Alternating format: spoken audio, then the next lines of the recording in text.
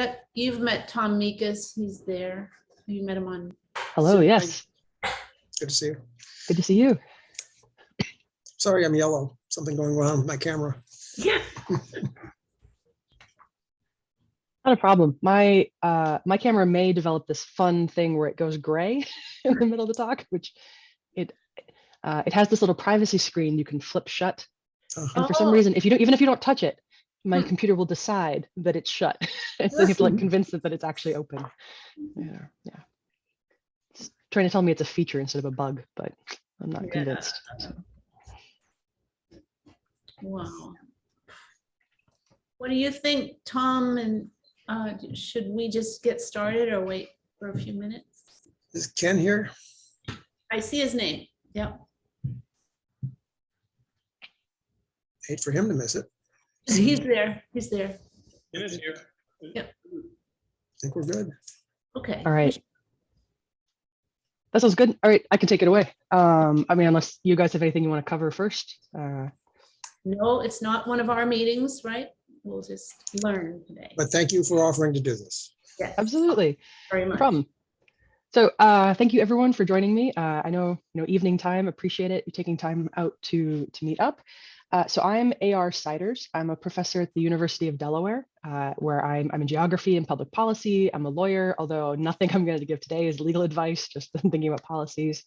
And I research how communities are responding to sea level rise, flooding, storms, how they deal with this, particularly how they think about people relocating, how we think about land use, how people want to use the land, and what we do to try to deal with those effects. And so one of the things I'm going to talk through tonight is I'm going to talk through some options.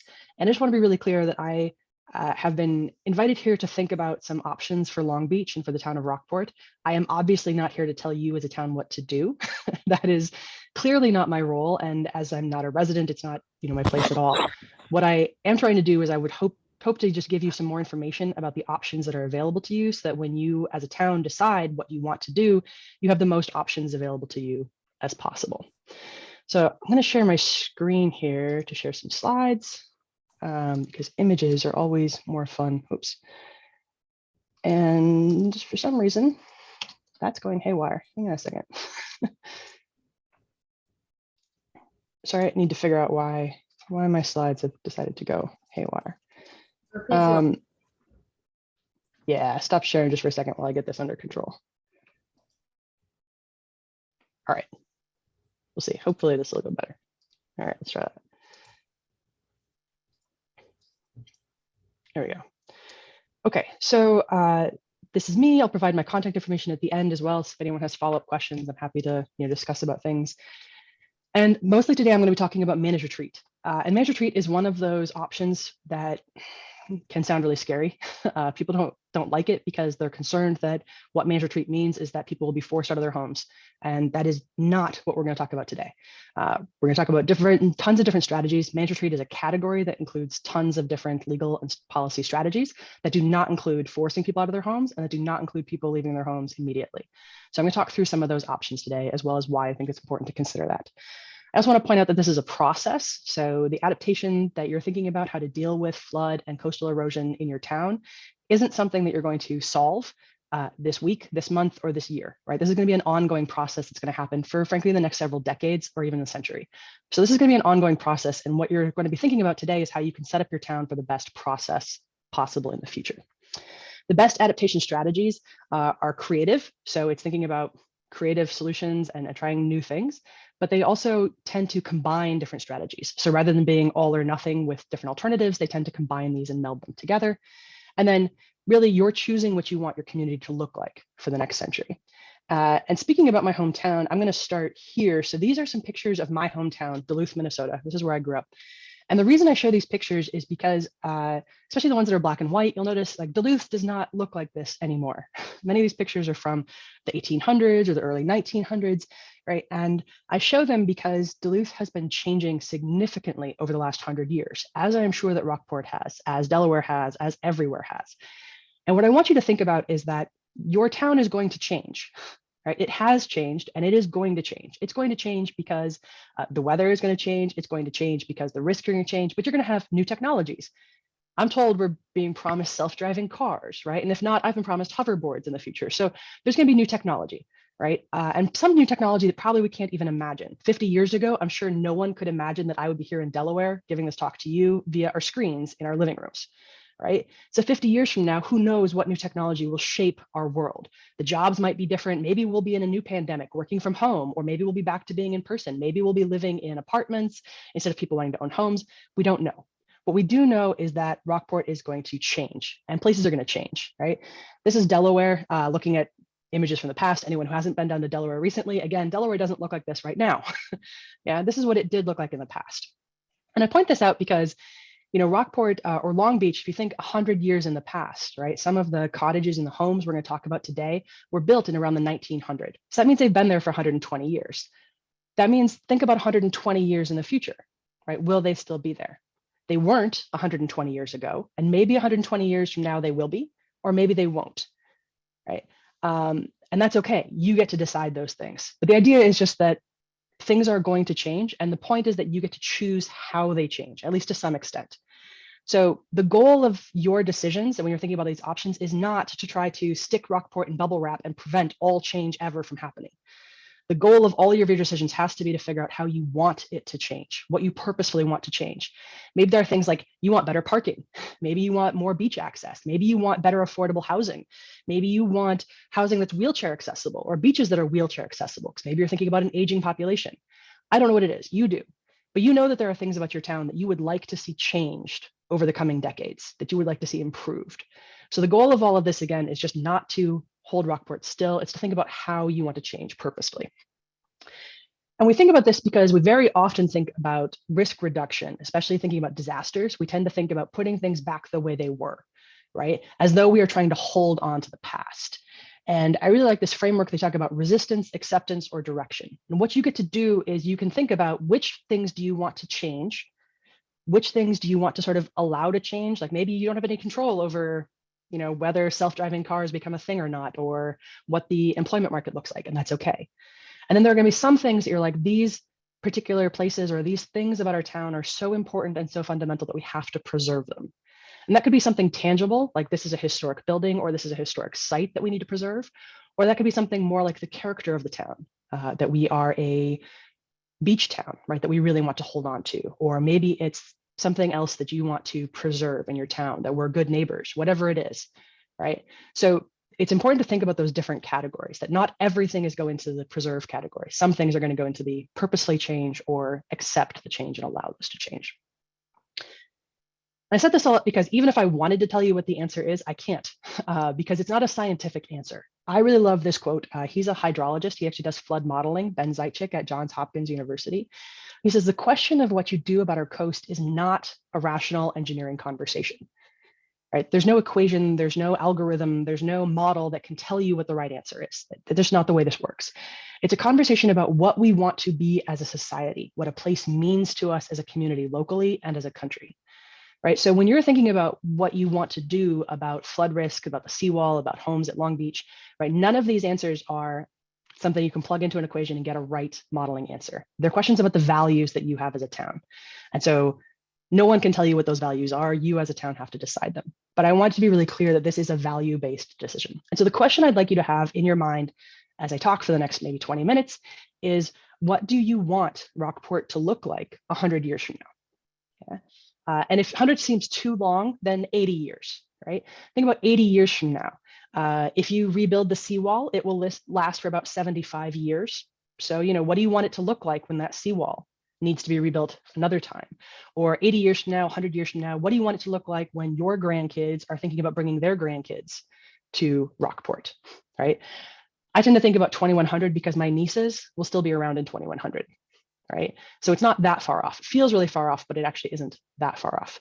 But thinking about it 100 years in the future also provides some room, right? You are going to make decisions that will affect Rockport in the next decade, but you're also making decisions that will affect Rockport for the next 100 years. The same way that when the town first decided to build and lease land in the 1900s, they set up a process that you are still dealing with today 120 years later. Yeah. So you have to be aware the decisions you make today will matter to your community today, but they will also matter to your community 100 years from now. And so I want you to try and have both those things in your mind. So what is the community you want it to look like 100 years from now? And then these are just some of the options. I'm not going to pull anyone today because I don't want to put anyone on the spot, but I tend to ask people to think about what you want your community to look like, right? Do you want it to be seawalls? Do you want it to be open beach? Do you want it to be tourism beach? Maybe you do, right? You're like, we need economic growth. We want more tourism. We want more people on the coast. Or maybe you want, no, we want more of these single family homes. We're going to elevate them. We're willing to accept the water coming and going. All of these are possible futures. And I want you to think about really clearly, what would that look like, right, in that future that you're thinking about. All right, so now we're going to get to retreat. This is all the setup. And retreat, no one likes this word, but why are we going to talk about retreat? And we're going to start with what managed retreat is. So managed retreat is the purposeful, planned, usually government, but not always, it's the supported movement of people or assets or infrastructure away from hazardous exposures, right?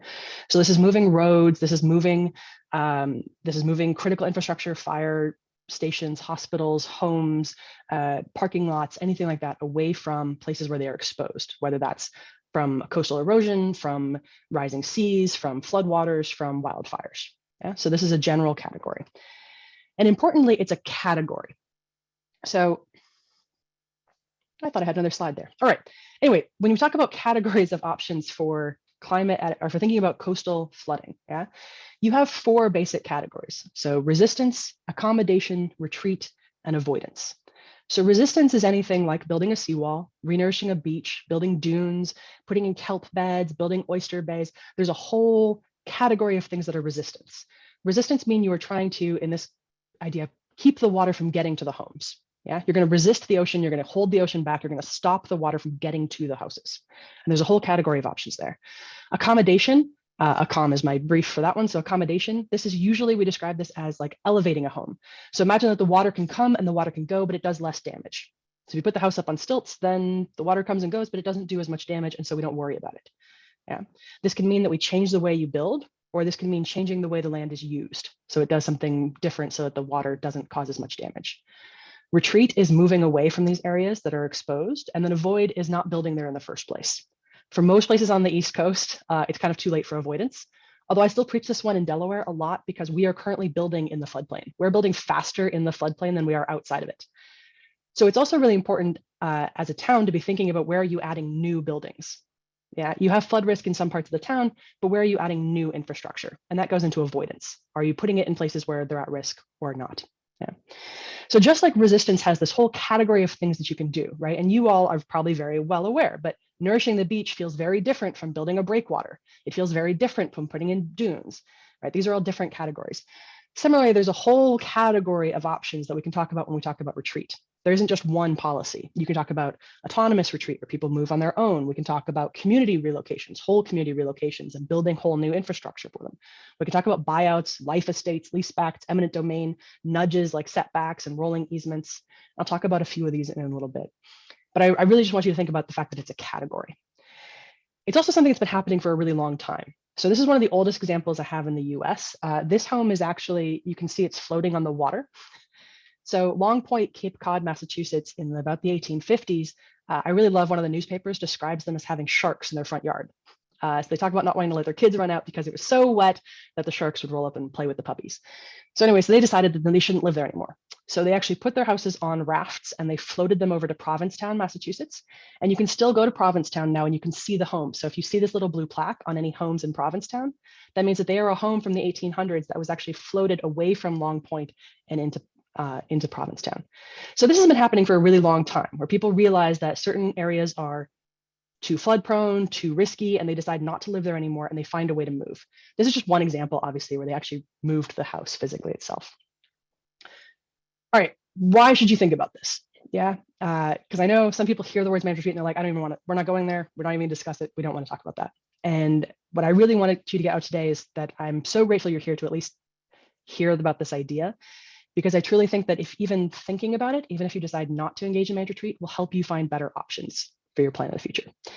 So the first one is to give people options. You need as many options as you can. Oh, good. Here's a slide I thought I had before. All right, so sorry about that. This is resistance, as I mentioned. So this is a Thames barrier, right? There's all kinds of different resistance, accommodation, putting homes up on stilts, retreat, moving homes, and avoidance, right? So those are your main categories. So those are your categories of options. And each of them has strengths and weaknesses. Yeah. So you already have a seawall. You've already engaged in resistance in your town on some level. Yeah. And one of the strengths of that, of course, is that you protect people's property values. You protect them being able to stay there. One of the weaknesses is that it's expensive. As I'm sure you have discussed in your town, maintaining seawalls and building them are expensive. Right. So estimates I've seen to repair the Long Beach seawall range from somewhere between 10 million to repair it and 32 to 39 million to replace it. Yeah, those may be out of date numbers, as some of those were from 2013. You probably have more up to date numbers, I'm sure, in the committee. But it's an expensive proposition, right? And even if you rebuild it, the estimates are that the seawall would last for about 75 years. So you're gonna have to rebuild it again, right? You think about this again, thinking about 80 years in the future.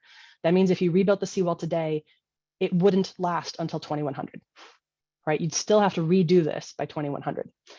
And so thinking about that, that's fine, you can commit to that. But do you want to commit to rebuilding that seawall in 2100 and in 2175 and in 2250 and in, right, like every 75 years you're going to be paying another $30 million to rebuild that seawall? And maybe you do, and that's okay, right? But I want you to think about that longevity of this. So this is one of the challenges with seawalls.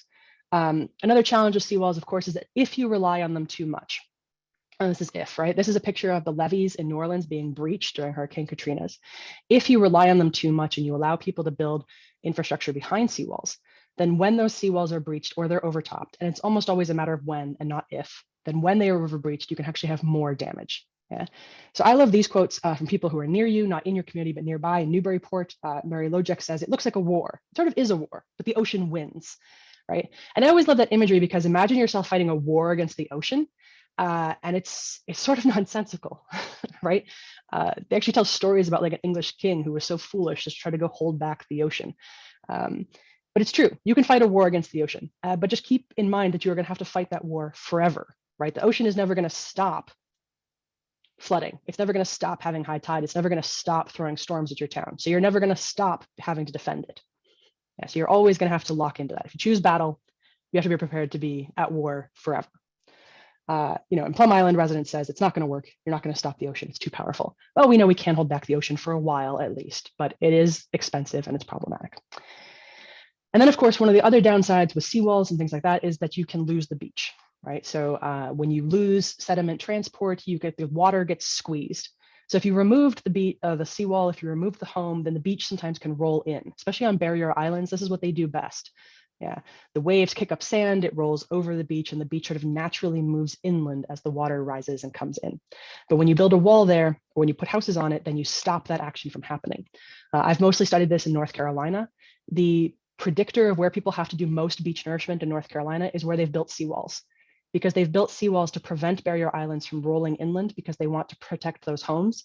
And by doing that, they kill the beach, right? They cause this narrowing in the front, and so they lose the beach, which is fine. You can solve this with beach nourishment, right? Bringing in sand and putting sand on.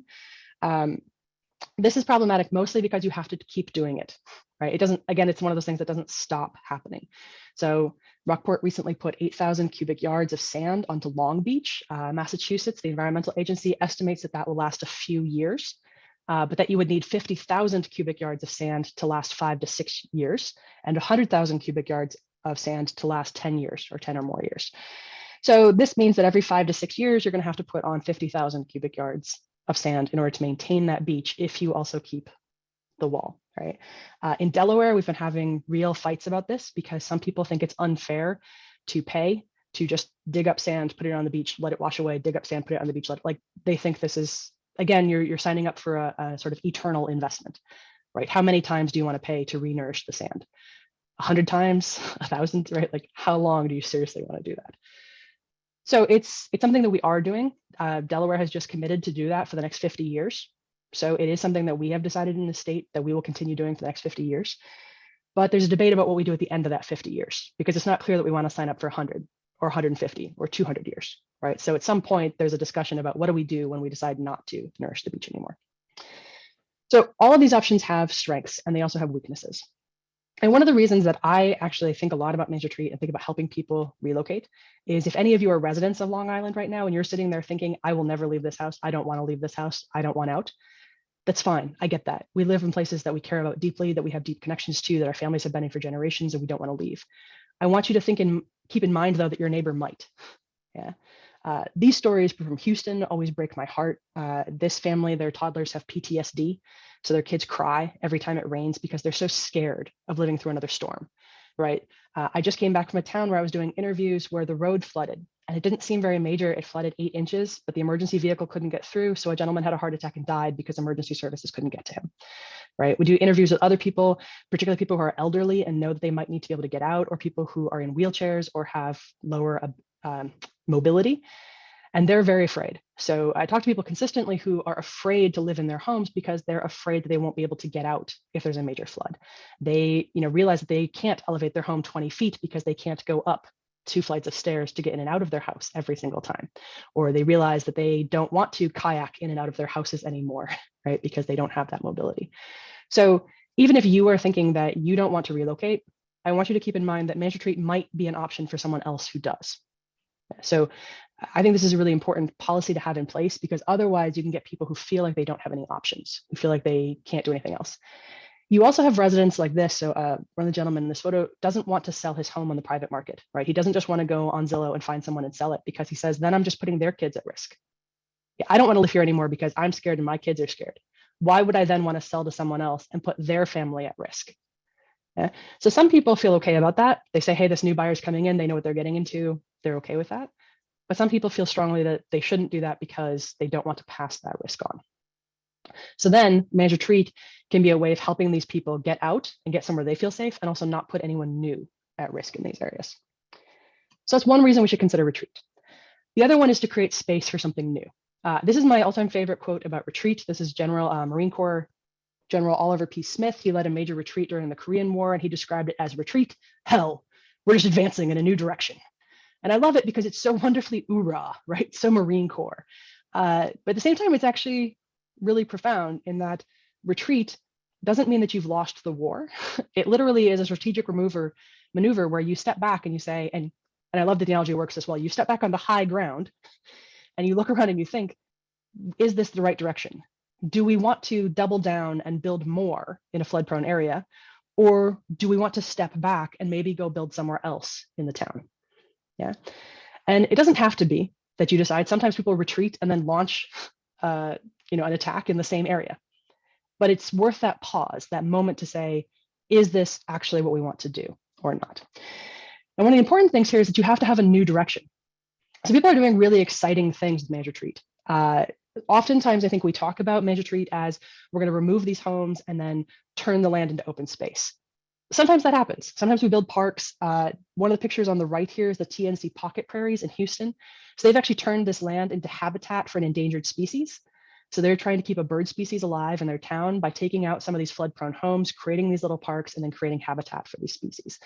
This has been talked about in Delaware. Maybe this potentially, if we did more retreat, we could create more habitat for birds. Delaware is apparently a gigantic birder paradise because we're on some major migration route. I'm not a birder, as you can tell. But this can be a really important thing for communities to create that space. There's all kinds of other things, though, that happen when people retreat from the land. This one from Portsmouth, North Carolina, is a town that relocated in the 70s. So they were on a barrier island. They decided not to live there anymore, but they wanted to maintain that sense of community. So they maintained the old church. As you can see, this is what I mean about one of those historic buildings that was worth preserving. So they preserved the old church. And then once every year or every other year, they hold this homecoming festival. So everyone who used to live in the town or had any connection to the town, who was descended from someone from the town, comes together and they have this sense of community. So they can still maintain ties with one another, hear how things are going, and they can still maintain a connection to the land, but they're not putting their financial assets, they're not putting their families at risk by living in a place that routinely floods. So there are other ways of using this land. One that I'll talk about on the bottom is life estates. So letting people live there temporarily, is a way of thinking about relocation. Mobile rental cabins are one that an organization called the Sand Trust has been thinking about this. How do you create homes that you can literally move as the coast erodes, right? Move with a barrier island as you allow it to roll. Or creating memorials or heritage sites on these places are also ways to use the land. So the land doesn't have to just become open. This isn't just, oh, let's create a wetland. You could, but there are other options available. And this is where that creativity comes in. And this is where we talk about values, right? What is it that Rockport wants to achieve? What is it that Rockport as a community wants? And how could the land serve that goal? And then I also mentioned that these things are often blended together. So when we think about the future of thinking about how we adapt with resistance, accommodation, retreat, and avoidance. We talk about them sometimes as though they're alternatives, but the reality is that we tend to blend them. Even when we think about a walled city, right? So, hey, we're going to build seawalls around everything, the way, say, New York is thinking about it right now, right? We're going to double down, we're going to fill in parts of the East River, we're going to put in a giant seawall, we're going to protect the town. Well, even there, you're going to see some amount of retreat and relocation because they're going to need to make space for the pumping stations. They're going to need to make space for retention ponds. They're going to need to make space for access, for maintenance, or for public access to the coast. The same way Rockport, right? You may decide to stay and to maintain that seawall and to build it up, but you may still need to engage in some retreat if you want to maintain public access to the road. You may still need to think about some retreat in order to put in a retention pond or put in pumping stations, et cetera. Yeah. So there's very often that you're going to be a blend. And so I like to think about these things as sort of ingredients. Yeah. The tools that you have are your ingredients. You're not just picking one. You're thinking about how you can blend them together and what's the right ratio of blending them together to get the outcome that you want for your town. All right, so how does this actually work? I mentioned that we have this whole category of strategies and towns or tools. It's changed a lot over time. So as we look through history, we can see tons of examples of different ways people have done this. These are just some historic examples. I'm always fascinated by historic examples of people. This is Coney Island. They're using a train, a steam engine to relocate a giant hotel on Coney Island back in the 1880s. This is Niobrara, Nebraska. I love that their town is called the town that's too tough to stay put. So they decided that they were so tough that they could actually relocate their town twice. So they relocated away from the river, realized they weren't far enough away, relocated away from the river again in order to create their space for it. More recently, we see things like buyouts, we see community relocation, we see life estates, we see people now talking about rentals and leasebacks and a whole variety of different relocations. And these have happened all over the country. So every single state, except actually even including Hawaii, every single state has used relocation in some context. Yeah. And the question is just how much or how they use it exactly. There's all kinds of legal tools that are available. Just a few here: buyouts, life estates, leasebacks, rolling easements, setbacks, community relocation, infrastructure retreat are all available. And there's a lot of legal tools that can also help if you want to think about these. And if anyone's, if you decide as a community that you're really interested in any of these particulars, I suggest legal counsel, because you can get legal counsel to really dig into the nitty gritty. A lot of these depend on how you write the contracts. And then also there are tons of tools, tons of toolkits and reports and instruction manuals and things I'd be happy to share with anyone who's more interested in details on how these things work. Because I frankly can't give all the details in a 1 hour talk, but I am going to give a few details on some of the ones that you have heard about probably most commonly. So buyouts, these are the classic major retreat in the United States. I think this is the one we tend to think about the most. This is where the government, so usually the federal government, gives money to a local government. So you have a hazardous event. You have say a superstorm Sandy, right? And it comes in, it demolishes homes, it causes a lot of damage. The local government applies to the federal government and says, we need assistance and we'd like to, offer relocation assistance, so they get funding.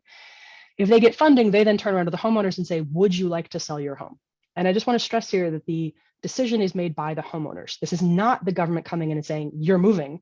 This is the government saying, we have money to purchase your home. Would you like to sell it?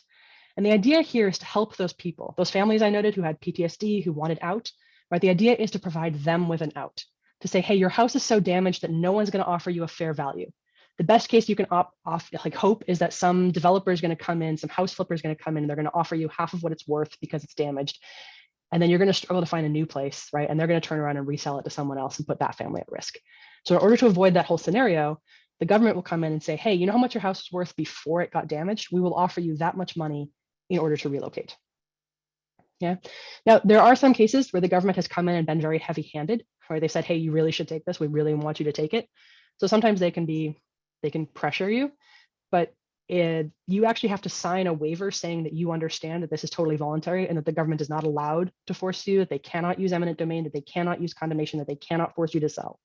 So FEMA funding is very clear that if FEMA funds a relocation, you cannot be forced to accept that relocation. It has to be voluntary. So the homeowner then decides if they want to move. The caveat there is that if someone owns the house and they are renting it, so for example, if you own a cottage on Long Island and you are subleasing it to someone for the summer, you as the owner make the decision to sell, not your renter. So your renter could be forced out, but only if you as the homeowner decide to sell to the city, to the town. Yeah, not you as a homeowner be forced to sell.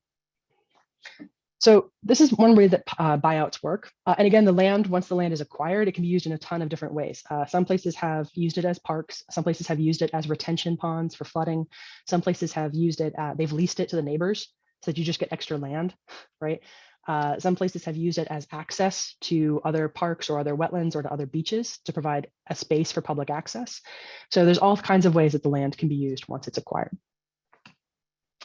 Then there's a life estate. So a life estate is basically that the town purchase the house, but the person who lives there would be able to live there for the rest of their life. Okay? So we're going to purchase the home, but you are allowed to live there until you die or until you decide to leave.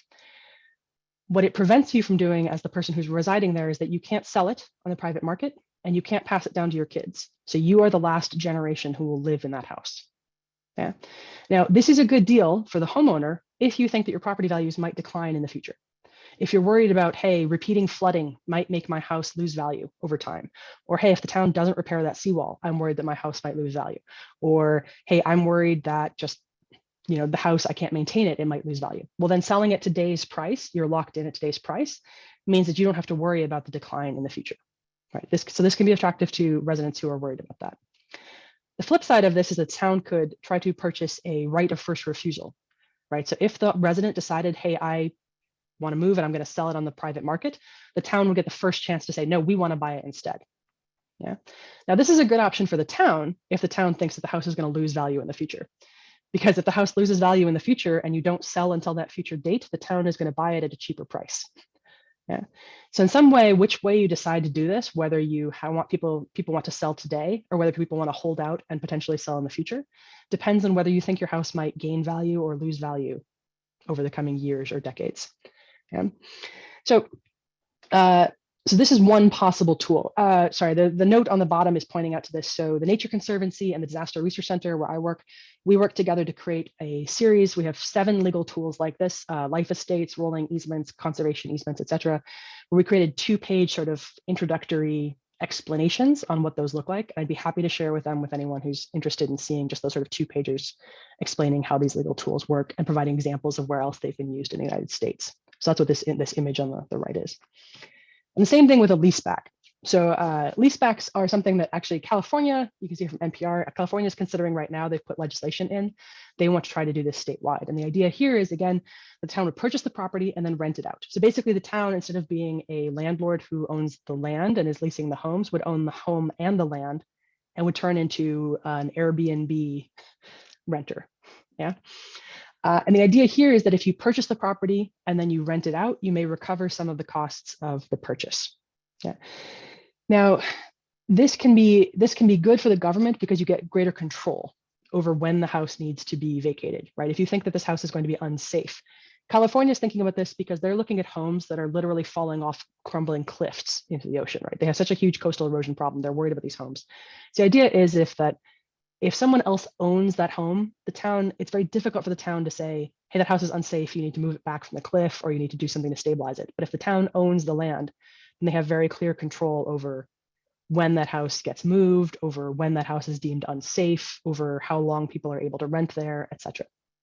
And what's also really key is that when you are renting out a house like this, the residents understand that this is not a financial investment. Right? They're not renting from this place. They're not living in this place because they're banking on this money for their future, for their retirement. They're not banking on this gaining value, right? They're living there because they enjoy it, because they want to be in that community, but not because they're relying on this home gaining value. And that's really important because residents who are living in risk-prone areas are taking a gamble, right? You're taking a gamble that your house is going to continue increasing in value, and it may, but most experts think it won't. And it's just a matter of time until the coastal market collapses, and we just don't know when that's going to happen. So it is a gamble. So this is important in that it puts residents on notice that this is not a financial investment. All right, so those are general. Like I said, there's a bunch of tools that I'm happy to provide, reports or details or any information if people want to know more. I'm going to run through 3 scenarios of how this could play out in Long Beach. And these are 3 attempts by me, as you'll see, to sort of mix and match different tools that could work. But what I want to note here is that there's like 15 different legal tools you could use for managed retreat, and you could mix and match them in a ton of different ways, right? So these are not by any means your only 3 options. Also, because I'm a lawyer, I do have to say this, like, this is not legal advice. So, I do highly recommend that the town seek legal advice. I know you've had a lot of litigation over some of these issues in the past, and it's very likely you'll see litigation again in the future. And so it would be strongly recommend that you seek legal counsel or to figure out how to craft different contracts, leases, sales options, seawall responsibilities, whatever it is, right, to be concerned about that. All right, so scenario one, let's imagine for the moment that Rockport decides to just renew the leases. And I would suggest renewing the leases with a few modifications. And so one of the things I didn't mention in that list, but is called threshold language or trigger language.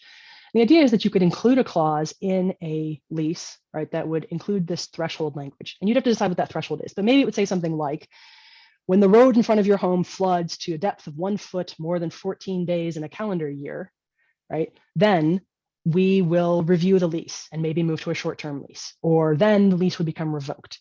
Yeah. Or this might say something like, if the house is ever severely damaged in a major storm, you are not allowed to rebuild, right? It might have threshold language like this.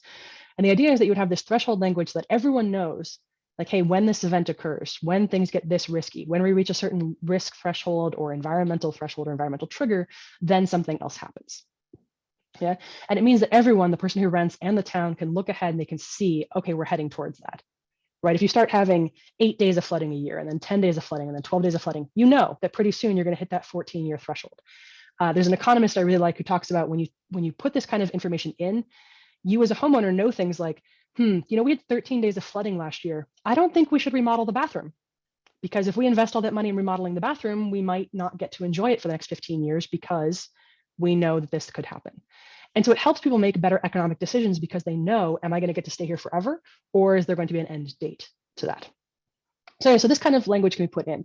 And like I said, the answer could be, hey, when you reach this threshold, whatever that threshold is, the lease ends. Or it could be, hey, when you reach this threshold, we just need to review the lease and decide if we want to renew it or not because we have safety concerns from the town.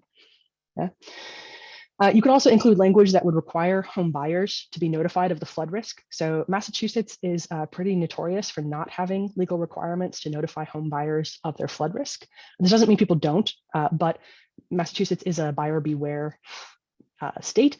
And so technically home sellers don't have to tell home buyers about flood risk. And you could include language that say, yes, you do need to include that, because you don't want new residents moving in who don't understand that they may experience flooding, that the road in front of their home may flood, that their basements may flood, that they may have to wade through 6 inches of water a couple times a year because their houses flood, right? You want people to come in with eyes open.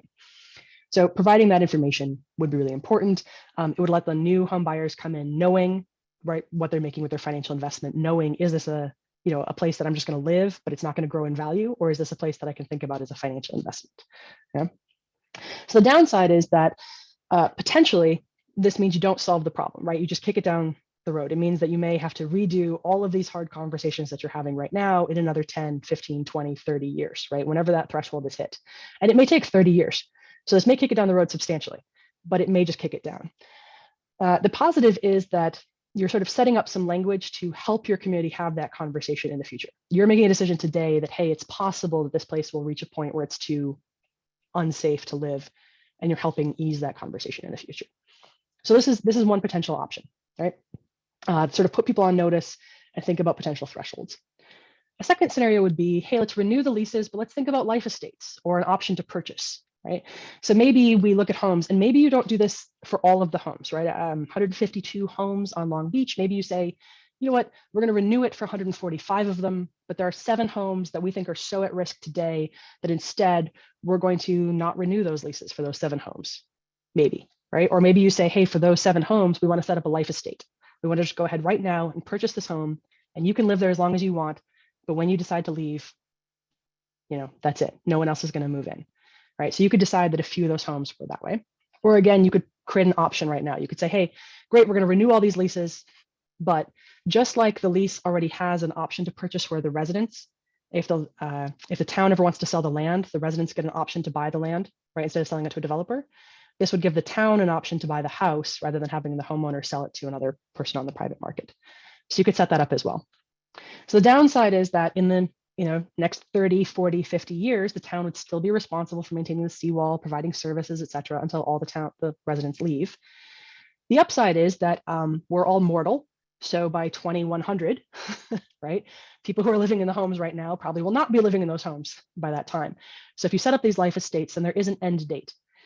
And it means that, for example, Long Beach could pay to rebuild that seawall, right? If you pay to rebuild the seawall, it's expected that it would last about 75 years. That means you'd rebuild it once, but then you wouldn't rebuild it again. You'd be committing to rebuilding it once and then letting it go at the end of that, because everyone who lives in that community now would no longer be there in 75 years. So again, it would mean that no one is kicked out of their home, no one is forced to leave, but that there is still an end point to not having to renew the seawall in 2100. Yeah.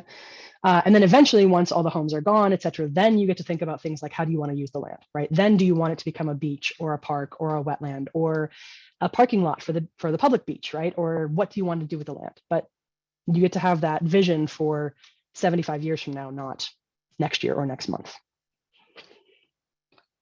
All right, and then, so a third option is to think about doing buyouts. So I just came back from a community that actually is somewhat similar in that they have a lot of homes that were built on a promontory out into the water, and they were built in the 30s. And so since about 1990, they've been starting to buy them out. So for the last 30 years, they've acquired about 60 homes, right? So for the last 30 years, they've acquired about 60 out of these 150 homes. Yeah, and they're going to spend the next 30 years acquiring the other 60 homes on this promontory. And so they're using these buyouts. So they're coming in and they're offering people, they're saying, hey, we're going to renew all of your leases. But again, but we're going to offer, if you don't want to live here anymore, or if you don't want to, pass this on to someone else and you want to sell to us, great, we're going to buy it. Okay, and then we'll have, and eventually your hope is that everyone would sell to you. Now, the downside is everyone may not sell. Right? Some people may just decide to keep selling on the private market and keep selling through Zillow, keep selling to new people will come in, right, over and over again. So you may never get to the point where you have everyone bought out. That's possible. But you may get to the point where you have fewer people bought out, right? So you have fewer homes who are at risk. Maybe it provides more space. And maybe that provides enough space. Maybe that's okay, right? Maybe you only have to maintain half the seawall at that point. Or maybe you only, maybe you have other options than the seawall. Maybe at that point you have more space so you can do something else. You could do a dune system, or you could do, right, some other kind of infrastructure to protect those homes that remain. So the upside is that the residents are able to remain in place as long as they want, right? They're never forced to leave, but they have this option to get out if they want to. The downside is the town may never get out from under this, but it may get more space to have more options in the future to be able to think about things.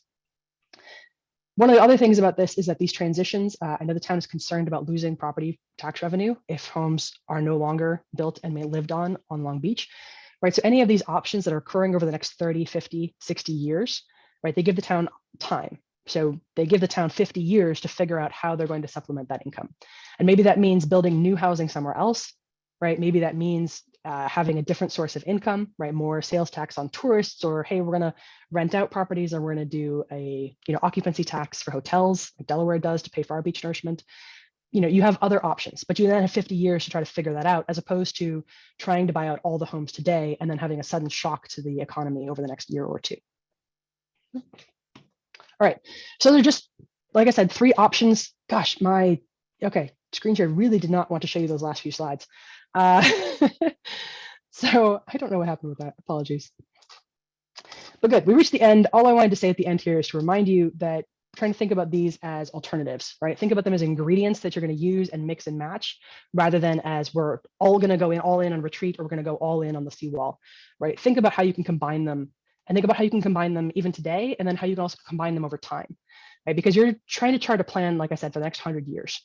So you may decide to go all in on the seawall today, but think about, do you want to do that again in 75 years? And if not, what can you do today to make that decision easier 75 years from now, rather than being in the same place you are? So those are my takeaways. It's a category of strategies that I hope you can blend together. It's a process. It's going to take a long time. You're going to hopefully be creative and combine these things depending on what you value. And then you're really thinking about what you want your community to look like for the next century. So those are my takeaway. All right. And so I'd really like to open it up for questions. So people who have questions or comments, you can feel free to unmute yourself and ask, or to put questions in the chat. I'd love to see them. I have one question already in the chat, which is that, is there money available for towns to buy homes? So yes, so FEMA, HUD, the Small Business SBA, I can never remember if it's authority or agency. Anyway, they all run programs. USDA runs programs. US Army Corps of Engineers will actually run some programs too. If they're thinking about rebuilding seawalls, they may provide buyouts to create space to put seawalls in, et cetera. So there's lots of federal programs that have funding in order to help potentially buy homes that are there. Yeah, especially in the aftermath of major disasters. But even without those, there's still revenue that can be available.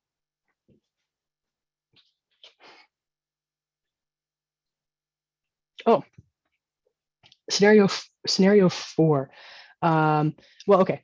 So the scenario 4 I was thinking about is basically that because I know you've been thinking about selling the property.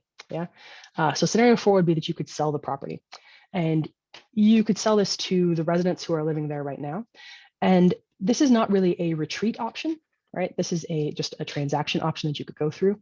But things I was hoping that you as a town would think about if you decide to sell the property, right, is that you'd want to think about who will maintain the seawall, right? Does that become a responsibility of the residents, or does that maintain being a town responsibility, right?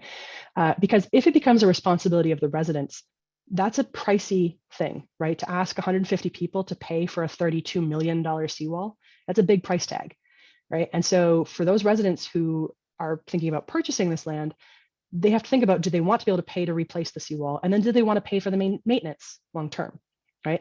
And then who's going to pay for the beach nourishment? Because if no one pays for the beach nourishment, the beach will disappear, right? So again, does that go on the residents? Does that go on the town? And then also thinking about public access, right? If the land is now owned by the residents as well as being lived on, right? Oh, I see a comment here that 32 million might even be a low estimate. So yeah, all right. So we may be talking even more like 50 or $60 million to replace the seawall. But the idea is just that it's an expensive thing, right? And then you have ongoing maintenance costs, as you've all seen, right? That you've had to maintain this wall over time. And so they will have to maintain this wall over time. And then the other thing to think about is public access, right? And I'm sure all the residents who are living on Long Beach right now want to maintain public access. They are part of the community. They want to support the community they live in, right, et cetera. So what you need to be concerned about is not the residents who live there right now and what they would do, but to think about those residents, the person they sell to, right? If that resident sells their land and their interest in this area to, right, some vacationer from Boston or New York who moves out here, will that person maintain public access? Will that person, right, still be the kind of community member you want them to be? So thinking through, if you decide to sell it, what are the ramifications for the people who buy? What are the ramifications for the town in terms of selling, in terms of what they're still required to provide to these residents? And then I also just wanted to reflect that, many communities, like the reason California is trying to pursue leasebacks is that they want to get into the scenario where you are. They want to get into the scenario where the government owns the land and is leasing it to people because it gives them more options. So you already have more options than some places do because the government owns that land in terms of thinking about how you're going to handle, right, flooding, not just in terms of relocation, but how you're going to handle flooding. So if you get rid of that, right, you just want to make sure that you're opening up more options rather than taking a step back or shutting options down for yourselves. Think about that. Tom and Carol, I see you've unmuted yourselves. Would you like to just say something? I can Yes. make a, Oh, Go I'm ahead, sorry. Carol. Go ahead, Tom. Go ahead. well, just a couple quick comments. I don't know if you recognized in scenario 3, that fool who was standing in the water, that was me in the black coat there. And I should point out that I was standing not in the middle of Saratoga Creek. I was standing on the road, or more properly on some sand that had built up in the road. So it was quite deep there, and I wasn't even at the end of the road. So just that one footnote. The other comment would be, you showed pictures of Houston, and that gave me a little flashback, because I lived in Houston for 34 years, and I was right downstream of the Barker Dam. Fortunately, and I had fears the whole time that some flooding could happen. Fortunately, it never came in terms of rising water. We had a lot of rainfall, but I moved in 2014, and fortunately, I was not there when that house actually flooded. It would be quite similar to that picture you showed from 2018. So my learning from this is get out before it floods. Well, the road flooding is a major concern. Actually, it's a project I'm we just submitted a grant to work with Department of Transportation on road flooding because it's a major safety concern, right? Can people get out to the hospital if they need to? Can emergency services get in if they need to? So road flooding, I think we tend to dismiss it. And if it's 1 or 2 inches, it's easy to dismiss, but you get more significant flooding like you're talking about, and it can be a real safety concern depending on who's living there and their ability to get in and out. Yeah. Carrie, thanks for the comment. I didn't see you on the call, so I'm so glad you're here. But you should really be, if you haven't already heard from Carrie Hewlett is like the expert on community engagement on thinking about how to get communities talking about these kinds of issues. So Carrie, you've put me on the spot by asking me what strategies towns have used when I really should be asking you this question of what strategies you've seen. So if you want to say something, please do. Otherwise, I can try to ramble off, things I've seen. Oh, okay, fine. No, fair enough. Okay, so anyway, so you should, I would highly recommend hearing from Carrie Hewlett at a future time. No, because she's been doing fantastic work with other communities in Massachusetts and other states as well, thinking about how you get communities involved, because community involvement is really important. If whatever decision you make as a town, you really want to be making as a town, right? No one wants the selectmen to say, this is the decision and here we go, right? And no one wants like even the committee to say, this is a decision and we're done, right? You really want people to feel like they've been heard, like they have options, like they have input into this. And everything I've said about that these strategies, these plans need to reflect your values as a town, that means that people need to have a chance to express what their values are, right? What they want to see their community be in 100 years. So ways to do that, there's all kinds of strategies about that in terms of, okay, hearing town hall meetings are, of course, an easy starting place, but there's far more creative ways you can think about participatory mapping, right? Asking people to map out where they've seen flooding, how they've seen flooding change, what they'd like to see happen in those flood-prone areas. You can have discussions using photo voice is actually a really exciting one. So getting people to take pictures about what they care most about in their neighborhoods or in their towns, and then using those photos. Some places have talked about creating like an art display, getting high schoolers to talk about what they care about most in their towns, displaying those photos, using those photos as a way to talk about what do we care about most and how do we preserve those things we care about most. People have all had future visioning exercises. So literally sitting down and talking through what do we want our town to look like in 100 years, right? Like no kidding, 2100, what's our goal for Rockport, right? Is it a bustling tourist town with hotels and skyscrapers or big apartment buildings? Is it a small beach town with single family homes? Do we want to have expensive mansions, right? And attract really wealthy people? Do we want to be more working class for middle income? Like, what do you want to be as a town, right? And really thinking through some of those decisions, because that might influence things like, well, do you want a developer to build this land into expensive condos, or do you want to maintain it as single family homes, et cetera, right? Sorry, I'm struggling to come up with more examples off the top of my head, but Carrie is definitely the person to ask in the future. Carol, I see you've got a comment. Yeah. Well, you see, our selectmen don't seem to want to hear the Rockport Public's vision of what we would like to see in the future for Long Beach. They had a Zoom meeting with all of the leaseholders who many of them said, yes, we want to buy the land, but of course they want all taxpayers to pay for the seawall. I would love to see a public park with parking for the public at Long Beach. I mean, right now, these are second homes. These people all second family homes. They all have homes other places. The Atlantic Ocean is in front, and behind it, behind the cottages, is the tidal pool. So the first row can't move back. Otherwise, it's going to crash into the second row. The second row is going to be overtaken by the tidal pools sooner or later, just like my house will be, because I have wetlands that border Long Beach. And I have a big backyard and I have a wooded area. And even I, on Thatcher Road, I'm worried about my house being flooded. And yet these people who are surrounded by water on Long Beach, they are allowed to build $1 million homes, which is something the selectmen have continued to let them do even today. They take small cottages and they rebuild them to $1 million homes. There is one road into Long Beach Many of the homes, this is a private road. It's not a public road. By the way, the public is not allowed to use Old County Road, except for January, February, and March, all right? And those are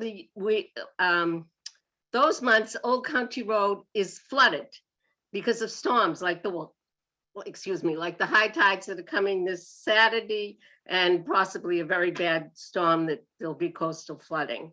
So, I mean, I think you gave a wonderful presentation.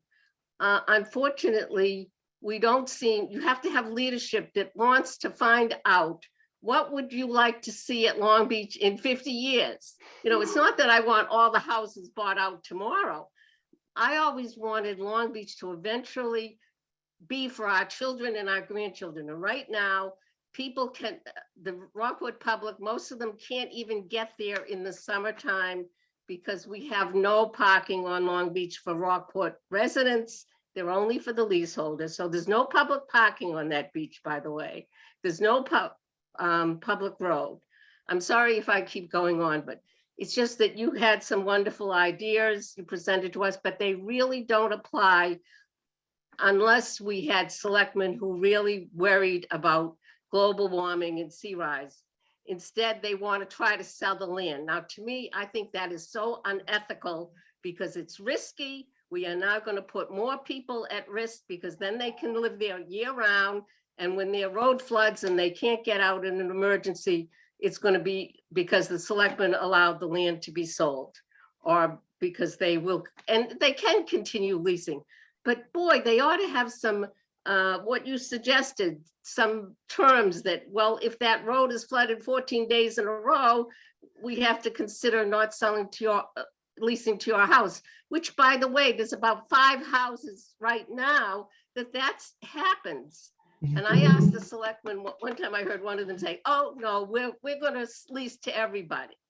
You know, we've got an election coming up, and I'm hoping that someone who's environmentally aware will run for selectman and help us find out what would the Rockport public, I mean, us, the whole public, want to see. Thank you very much for your presentation.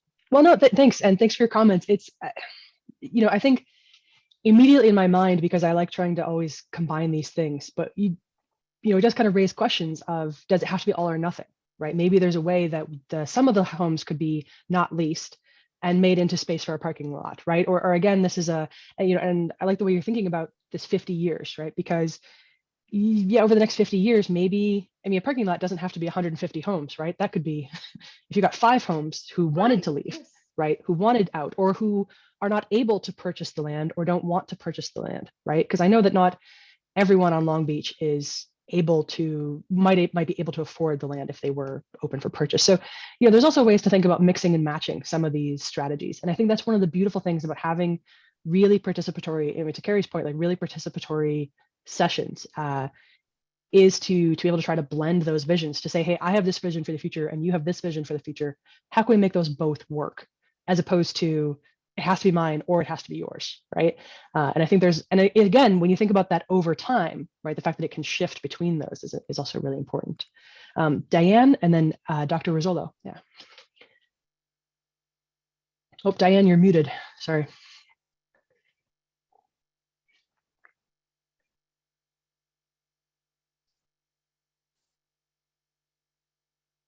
Oh, there There you go. go. I'd like to let Dr. Rizzolo go first, since I'm always talking about this. Oh, well, go ahead, Dr. Rizzolo, yeah. Hi, this is Beth Sullivan, Terry's wife. Terry is actually with me. Dr. Siders, first, thank you very much for an informative and really interesting way to think about change, which is in itself not specific to this problem, but change is very hard in Rockport. But you did allude to something just in response to Carol's comments, that I actually have a question I want to direct to the chair of the committee, which is Ken Kaiser. And that is, several years ago, when this issue was first looked at by a different committee, I asked that we think about this as not an all or nothing proposition. either the houses stay or they don't stay, the wall stays or it doesn't stay. Because I understood that there were actually two problems. One is the instability of the wall. And we have attacked that over the last couple of years with revetment stone, sand, some bracing on the north wall, our north side of the wall. And then the second problem being that the water becomes trapped in the back, in the marsh, which is where you see that flooding on the road. And so I asked at the time whether we had to view it as an all or nothing proposition, or if we could, in fact, decrease the number of homes there to allow the water to basically circulate. And I don't know, Ken, perhaps you can answer this, if you all have looked at that from an engineering perspective as to whether that would be of any benefit to preserving the marsh, to decreasing the flooding from the back. It would then allow us to build perhaps a smaller wall. I'm wondering, Ken, if your committee has looked at that, because I never have seen that in any of the minutes from your meetings. Well, I think it's a very good question. And we have not really looked at decreasing the flow of water back to the marsh. I think that might be a very difficult thing. I'm not sure we get that through the state or through the Conservation Commission. We are certainly looking at managed retreat, and this talk tonight will help us really solidify our definition of managed retreat, which we've frankly been having a hard time doing. And so I feel pretty clear, pretty confident that we will be able to come up with an option that makes sense, and perhaps it will address some of your questions. I'm not sure. Well, in my view, it's not limiting the water that comes up the creek into the marsh, but rather, and this is just an example, I have no idea whether this is good, bad, or indifferent idea, but you cut off the ends. So you don't lease the first 10 on the north side or the first 20 on the south side or whatever, the engineers say, but rather we allow the water to continue to come up the creek because that's just going to happen. And then, but we give it a way to go back out. And that's one of our problems. And I'm wondering if something like that, again, a partial retreat, if we want to use the word of the night, allows us to, in essence, control the water and reduce the force on the wall as well, because the water has places to go. And but that's a complete, we need an engineer to really answer that question. I just don't know if you guys have ever looked at that kind of idea. Well, I don't know if what you're suggesting is that we make Saratoga Creek wider, or if you're suggesting that we have another outlet through the dune for water to flow back to the ocean. But in either case, I think it's not going to help the problem, Beth. I think it's going to allow more water to flow back into the marsh and probably make the problem worse. In terms of trying to put a seawall around, completely around the Long Beach Cottage area, that's been considered by other bodies in the past, and that has been received absolutely no support from our local Conservation Commission or from other agencies, so we wouldn't be able to do that. So, so I don't know if that answers your question or not. Yeah, I don't know that it does either. I just was looking for a way of not looking at 154 homes, but rather perhaps we get to keep some of them and some of them have to go. And I don't, as I said, I don't know the answer. I think it, aside from the Conservation Commission, it really is an engineering issue about what do we gain if we take a half a loaf approach. But okay, Ken, thanks very much. I appreciate it. You bet. Thanks for those comments, Diane. Yeah.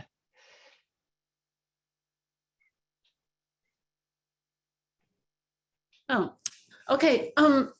Yeah, I think what is it Beth was just saying is interesting, because those are the kinds of questions everybody asks until they get into the deeper part. If you, we had a scientist come in who is actually a coastal engineer and wrote a report on how the wall affects the area and how anytime you try to disturb a salt marsh, which is behind the cottages, it is a violation of state wetlands laws, which are very strict with salt marshes in particular. And also our own Concom is also very strict about that. But if I think about what the engineer wrote in that report, I would say that building a wall around, even if there weren't laws, wouldn't be a good idea. But I was thinking about what you were saying. The last time I went to see what the flooding was like at high tide a few weeks ago, I noticed something new I hadn't noticed before, and it almost fits in with what you asked. So we always see flooding, at least 5 cottages have the water right up to their driveways on a high tide. That's without a storm of any kind or without a storm surge. Well, what I noticed last time is when I went to the other end, which would be the south end, there's an actual lake that forms from the salt marsh. It crosses the road, and it's a big field where people sometimes place boats. And that's becoming a lake, and the ducks were swimming, and I took photos of it. So it's almost like what you just said, flooding at both ends. The only problem is I don't see a way engineering can fix it, but this managed retreat that we talked about tonight certainly has ways of doing what you're saying. You look at the most vulnerable cottages and you have trigger events, you know, when flooding reaches a certain point for different houses, but it is at both ends flooding. I didn't realize that until recently.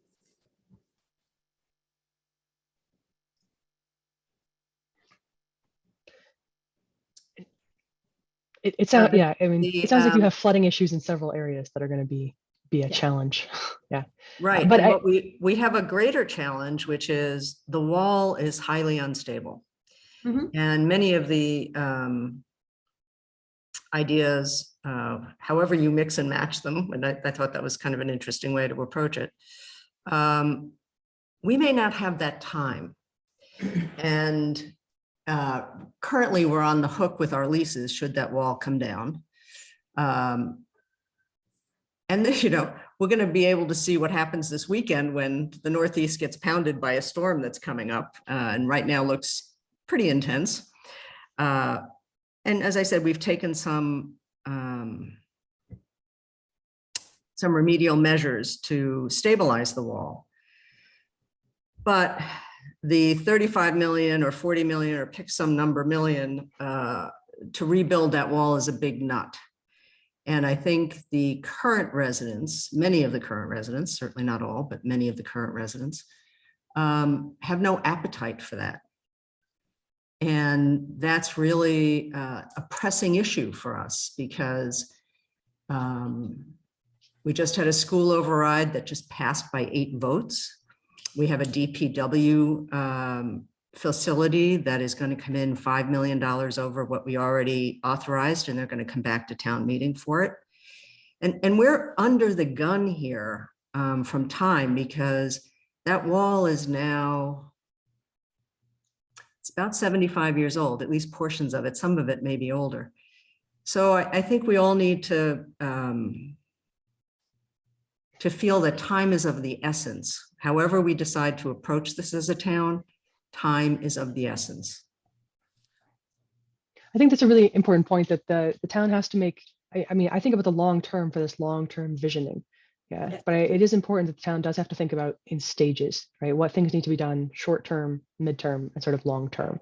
And those don't all have to be the same. right? Deciding that you're going to shore up the seawall now doesn't have to mean they're going to commit to the seawall forever. Or deciding that you're going to engage in some retreat now doesn't have to mean that you're going to decide all retreat forever, right? So I think you're right to think about it. There is an urgency to making this decision because you don't want people to experience flooding right now, and people are experiencing flooding right now. So solving that short-term problem. But I'm glad you're all thinking about it in terms of how do we solve that short-term problem while keeping in mind the longer-term plan and what that means for Rockport as a town. Dan, I want to hear from you. I just want to put other people on the spot and see if anyone, I know there's a lot of names on my screen anyway who we haven't heard from. I just wanted to see if anyone, I don't know, had a question or wanted to say anything.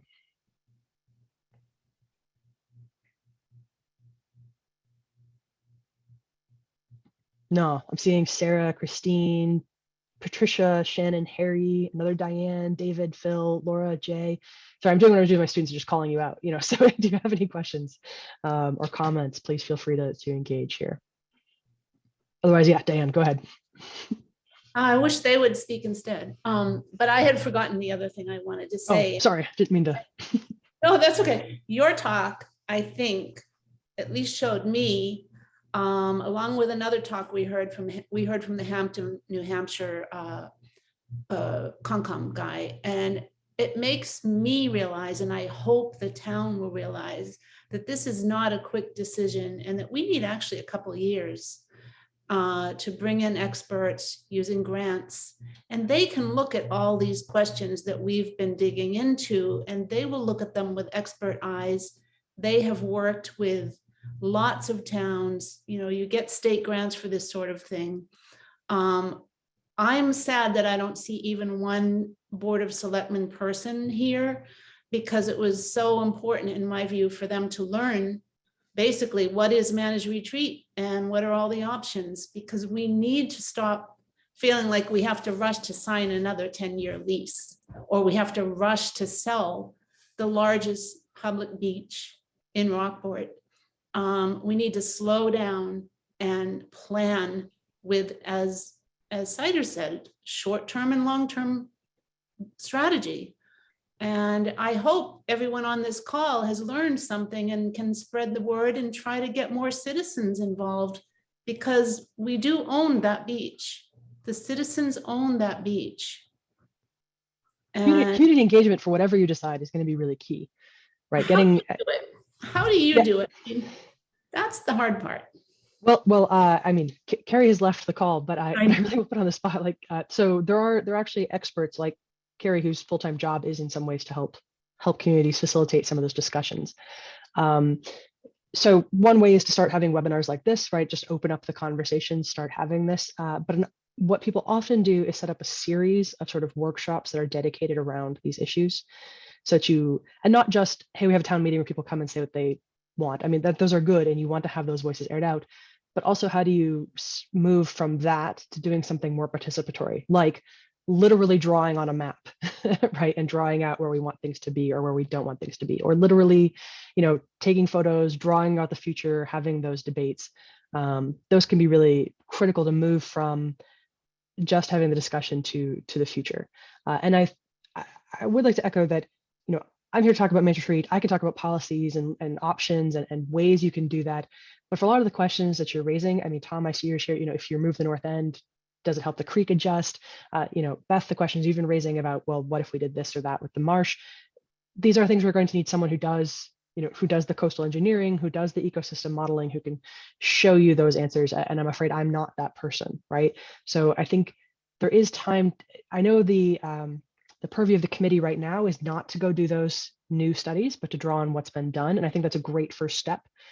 But there is often a need to have those further studies to think about this further. Carolyn, Beth, I see your hands up, and I'm sure you have more to say, but I want to ask Laura to speak up just because I haven't heard from you yet.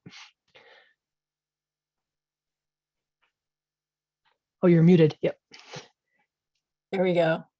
I also saw Shannon's Shannon had an X in a red circle. Maybe that's an expression that I'm not familiar with, but she might have something to say too. I just wanted to say, I can't believe I'm saying something on behalf of the Board of Select people, but I think they did have a meeting with the Finance Committee tonight. So I guess we should cut them a little bit of slack because they might be tied up with numbers right now. I also wanted to encourage people to take a look at historic photos. We have seen a lot of those, and there's so many wonderful ones that are available and all of our different resources. You can find them at the library. There's like a giant shelf of them. Also online, there's some vintage photographs from postcards and what have you. And I have enjoyed looking at some that do show the way the mouth of the river looked. Saratoga Creek tidal river, how it looked with some children standing in the mouth there of the river, with the rocky outcrop. So you can really see just how wide it was. And it does look totally different. So yes, AR, you're absolutely right. The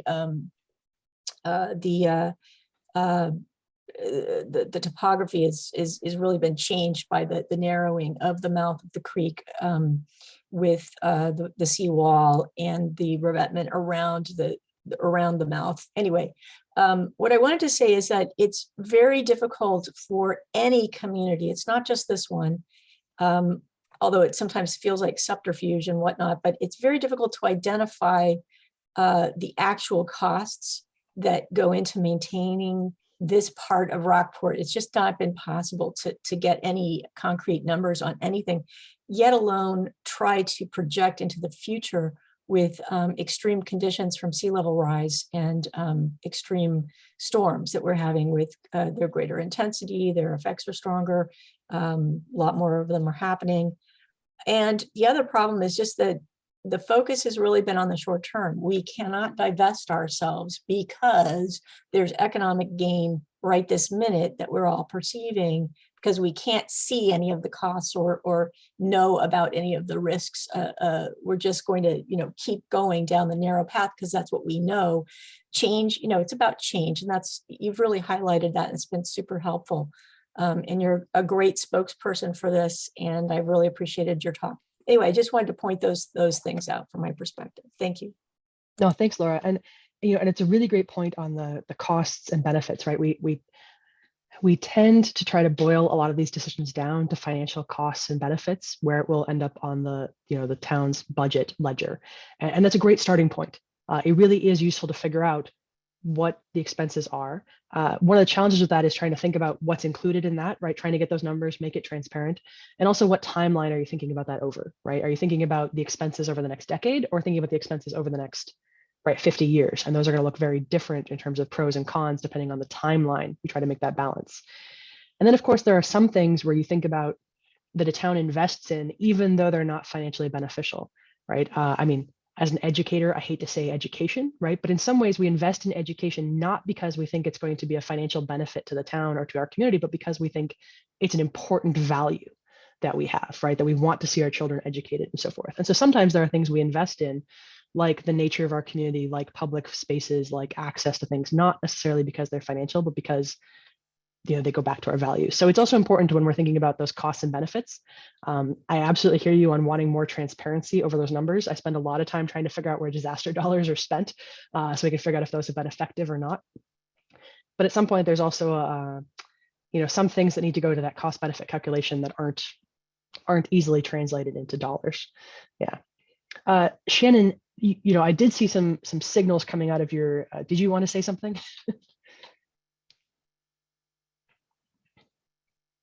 You're muted, so maybe not. Okay, I unmuted myself. Sorry. The No, X you're was the X was kind of a mistake. I apologize, everybody. If anyway, I would just like to agree with Diane and what she said about slowing down and taking some time and not feeling under the gun. I think that's just a really wise observation. And if there are things that we can do as citizens to try and encourage that, I think, and have those discussions with the Board of Select persons, that would be a wise choice. Also, they did have a meeting tonight. It was at 5, but they did have a joint meeting, budget meeting for this evening. So Thanks, I mean, I'm everybody. personally offended, but I'll try and let them Yeah. off the hook for not. I'm joking. I'm joking. Okay. The session has been recorded, and I am going to share it with the committee so that the committee can share it with the selectmen or anyone else who wants to, and we will leave it in your hands as to whether you would like to chop off the discussion bit or keep that in for other people's consumption. But Say one thing. yeah, I Carol. just wanted to point out, especially if there's Rockport residents here, the selectmen are in the process now of looking at the lease because the 10-year lease expires next year in December. And there are no safeguards in that lease for Rockport, from Rockport being sued, because there isn't one risk listed in that lease that says sea rise and ocean storm surges could damage your property, and so you will be leasing at your own risk. There's nothing, there's no what you call thresholds.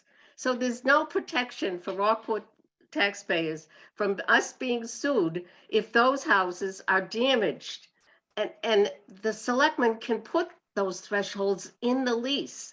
And I'm just urging all Rockport residents to talk to your selectmen, and I have written to the selectmen to talk to your selectmen and ask them to please put in some safeguards, because even though one of our selectmen does not believe in sea rise, hopefully the other 4 do, and will think about putting safeguards in about, so we are not at risk for paying for somebody, God forbid, somebody seriously being injured or something if a bad storm happens. And okay, I just wanted to point It's a that great out. point. No, it's a great point on the timing, right? That there is, on the one hand, you want to slow down and take your time and think about this seriously. On the other hand, there is this, 2-year deadline for the leases to be renewed or not, right? And this goes back to, again, I think trying to think creatively and not making it all or nothing, right?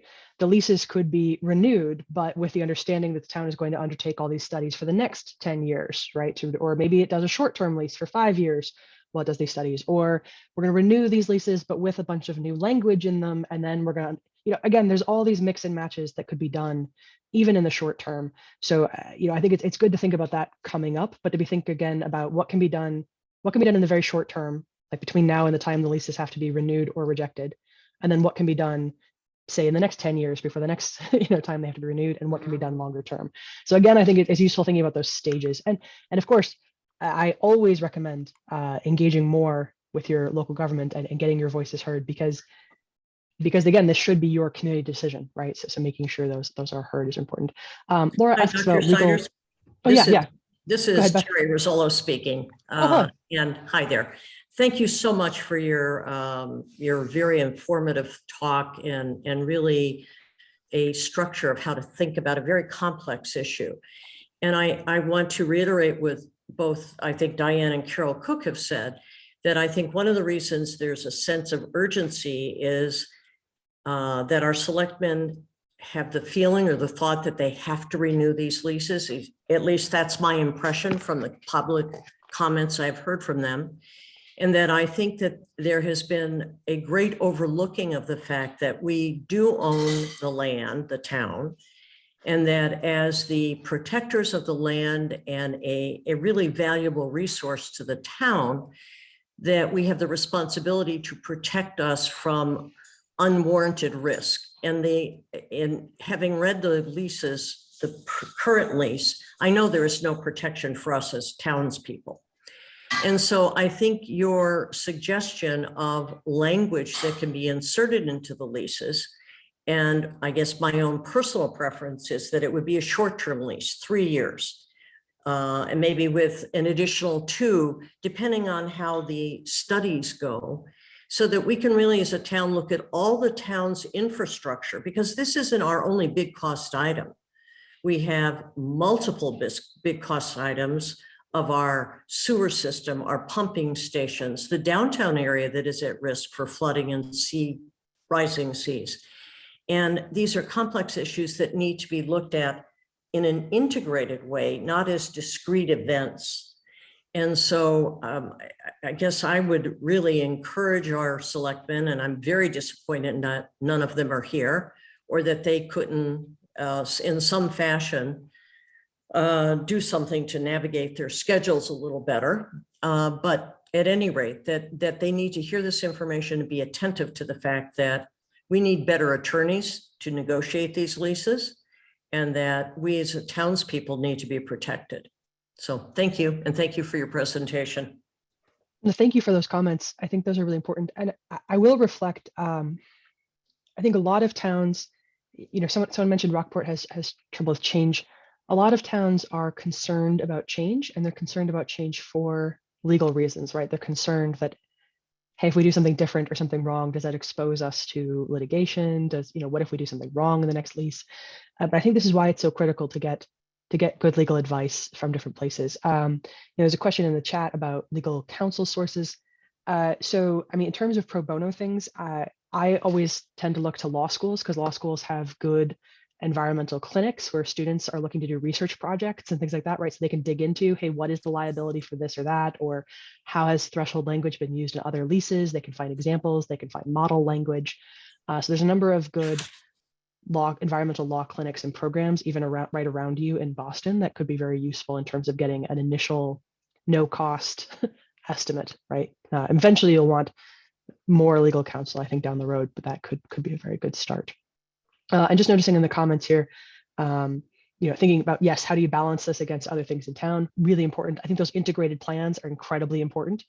You're right, you can't think about this in isolation from everything else that's happening in the town. Yeah. If you think about public access here, how does that think about other places where you're spending that funding? Yeah, Diane, do you want to close it out? Oh, you're still muted. Too many meetings today. Thank you so much for this great talk. As you just said about getting studies done that would cover the town, like, for example, Thatcher Road means a lot to all of us, and that's going to be flooding more and more. But what I wanted to say is Rockport did an MVP study. It's a bit old now, not too old. And it looked at the whole town, and it actually did mention that managed retreat might be a good idea for Long Beach in particular. So I'm hoping that the Board of Selectmen will think about going the next step to the actual action plan that follows that type of study, and the state pays for that. And lastly, I want to say that I did speak to one selectman today, and he did say they had meetings, and that Ross Brackett, he would come if they ended early enough, and asked if there would be a recording. So, they'll definitely get the recording. So we won't hold it against them. Yeah. Thanks so much. So thank you all for attending. Thank you all so much for your questions and comments. I really appreciate it. I'm happy to try to be a resource, provide more information or connections to other people as you go through this. And I don't know, I wish you all the best in navigating what you decide to make of your community. So Rockport 2100. Yeah, exactly. Yes, Rockport 2100. Thanks all for spending your evening with me. Really appreciate it. Thank you. Thank you. Thank you. Thank you.